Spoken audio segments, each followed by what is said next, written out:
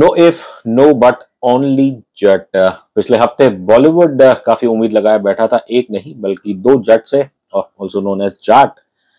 तो फिर बात हम करेंगे सनी देओल और रणदीप हुडा की फिल्म जाट की, जो 10 अप्रैल को रिलीज हुई थी, और इसका बॉक्स ऑफिस अब तक कैसा है इसके बारे में हम आपको बताएंगे। लेकिन उससे पहले आप जल्दी से मेरे चैनल को सब्सक्राइब कीजिए and don't forget to press the bell icon.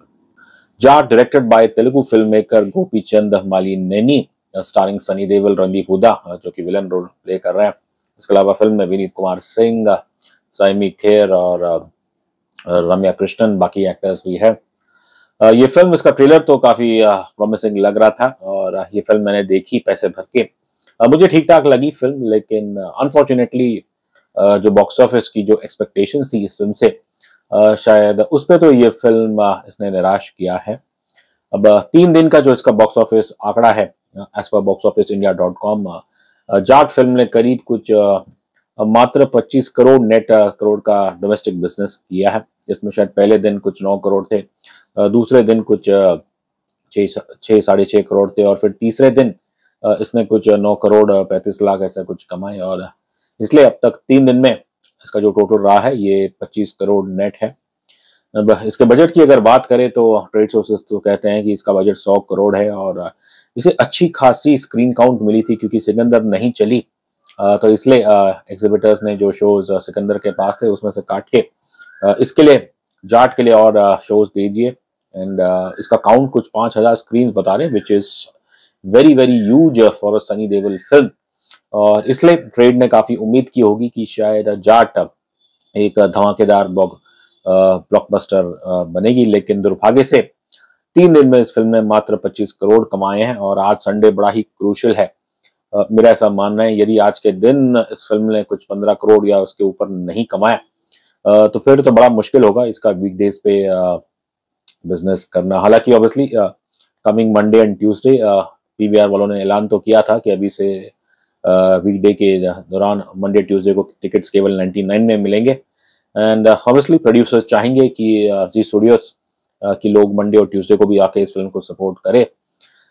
लेकिन फिलहाल जो आंकड़े आए हैं और जो इस फिल्म का आंक रहा है, जो बड़ी छलांग इसे चाहिए थी if not the opening day. And remember that ये फिल्म जब रिलीज हुई थी 10 को, तब छुट्टी थी, अगले दिन छुट्टी नहीं थी। तीसरे दिन इन सब parts of India there was holiday due to Hanuman Jayanti. लेकिन नंबर्स, ये फिल्म एक बार भी 10 करोड़ के ऊपर से ये कमा नहीं पाई है एक दिन में, at least in its first 3 days। Like I said, Sunday is crucial for the fate of this film, लेकिन दुर्भाग्य से उम्मीद लग नहीं रही कि ये फिल्म कुछ ज्यादा बड़ी छलांग कर पाएगी। और कारण, अब खैर, फिल्म को मेरे ख्याल से मिक्स रिव्यूज मिले हैं। एंड फिल्म में खामियां तो है काफी, लेकिन उसके बावजूद मुझे ये फिल्म ठीक ठाक लगी। और अगर आप क्रिटिक्स का वर्डिक्ट देखें तो ज्यादातर शायद लोगों ने इसे इतना पसंद नहीं किया गया है। एंड जैसे कि मैंने अपने रिव्यू में भी कहा था कि जो इसका वायलेंस है कुछ ज्यादा ही दर्दनाक है, कुछ ज्यादा ही सर काटे गए हैं। और मे बी शायद इसलिए जो दर्शक सनी देओल को पसंद करते हैं। और क्योंकि सनी देओल भी पहली बार इन्होंने एक साउथ, भले ही ये हिंदी फिल्म है लेकिन साउथ वाले ने बनाई है, और जो स्टाइल है फिल्म का वो आप देखेंगे स्टार्ट से एंड तक, क्योंकि it is based in Andhra Pradesh, तो वही साउथ तेलुगु स्टाइल में बनाए हैं। ओवर द टॉप एक्शन और एक आइटम सॉन्ग भी डाल दिया। बट जो सुनने में आता है कि जो थोड़े बहुत दर्शक गए देखने को, जैसे मैं भी गया था, मात्र 15 लोग थे थिएटर में, और इसके अंदर जो मेरे ख्याल से गोर है, वायलेंस, वो कुछ ज्यादा ही है। और शायद उसके कारण एक strong word of the mouth इस फिल्म के लिए इतना कुछ निकल के आया नहीं है। अब ट्रेड तो खैर उम्मीद लगाई बैठी थी सनी देओल के ऊपर, क्योंकि गदर 2 की सक्सेस के बाद, आपको याद हो 2023 में गदर 2 आई थी जिसने 500 करोड़ के ऊपर कमाए थे। भले ही उसे क्रिटिक्स ने ज्यादा पसंद नहीं किया, लेकिन Gadar 2 was a smash hit, जिसके कारण फिर से कहा जा रहा था कि Sunny Deol is back as a star. और फिर उन्हें 2-3 फिल्में ऑफर तो हुई चुकी है, जिसमें एक थी ये जाट, और फिर यस बॉर्डर 2, उसके अलावा आमिर खान की लाहौर 1947, उसमें भी वो दिखाई देंगे। प्रमोशन के दौरान शायद आपने सुना होगा सनी देओल को कहते हुए कि जब उन्होंने गदर की थी वो भी एक ब्लॉकबस्टर फिल्म थी, लेकिन उसके बाद उनका करियर कहीं कुछ गया नहीं, क्योंकि लंबे समय तक आप देखें सनी देओल साहब की जो भी फिल्में आती थी वो नहीं चली। और अब गदर 2 हिट हो गई। अब डर यह है कि क्या उसके बाद भी फिर से सनी देओल का एक लो फेज आएगा? Well I don't think so, because at the age of 67 to be honest as a lead hero उनके पास और कितने एक्टिव ईयर्स है मुझे नहीं लगता ज्यादा होंगे। और लेकिन इतना जरूर है कि आई थिंक जाट की जो परफॉर्मेंस अब तक रही है, एवरेज परफॉर्मेंस, उससे ये जरूर सिद्ध होता है कि तारा सिंह, गदर के Tara Singh and Sunny Deol, they are two different entities और टू डिफरेंट ब्रांड्स।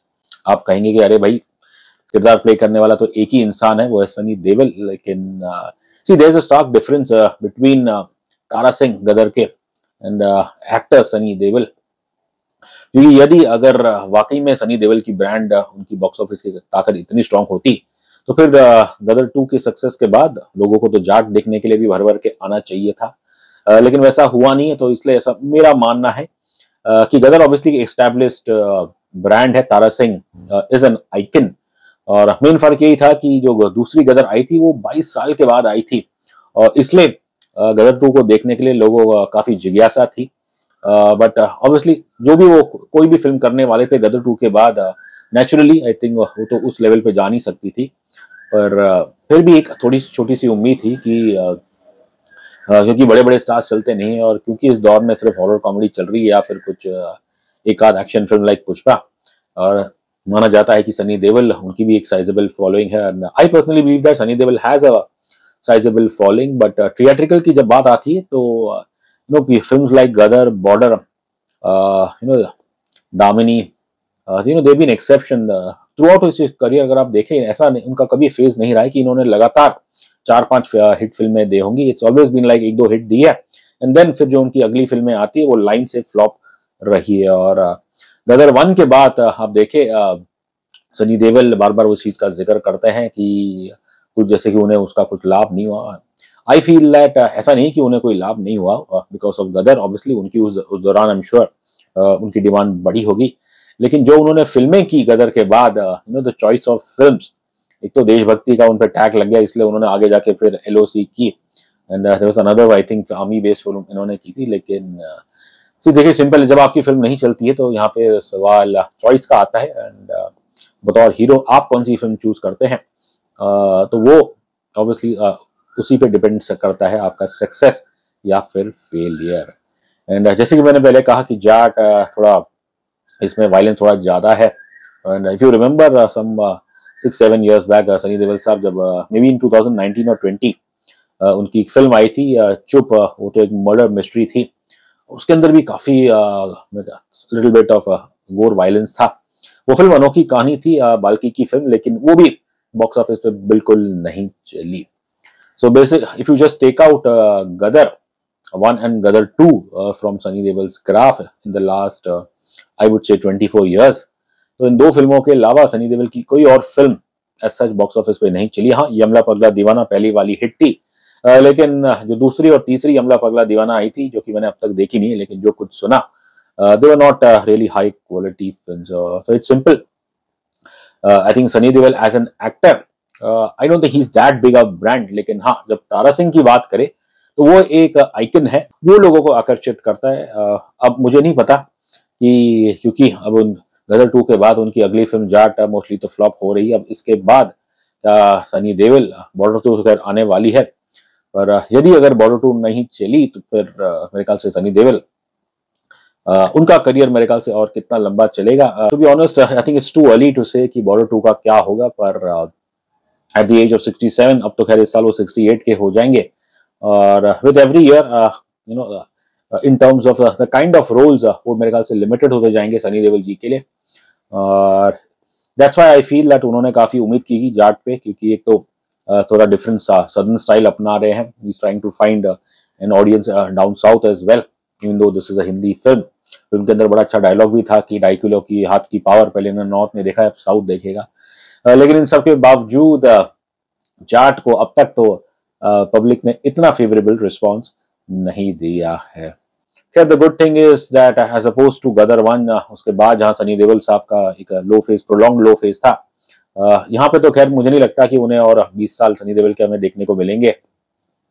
और अच्छी बात यह है कि कम से कम सनी देओल साहब का जो फ्यूचर लाइनअप है उसके अंदर एक थोड़ी लग रहा है कि एक अच्छी फिल्म हो सकती है in Lahore 1947, which is produced by Aamir Khan productions. और वो फिल्म मेरे ख्याल से बहुत ही महत्वपूर्ण रहेगी, और वो फिल्म कैसे चल परफॉर्म करती है, I think that will decide कि सनी देओल साहब के अब करियर में और कितने साल बचे हुए हैं।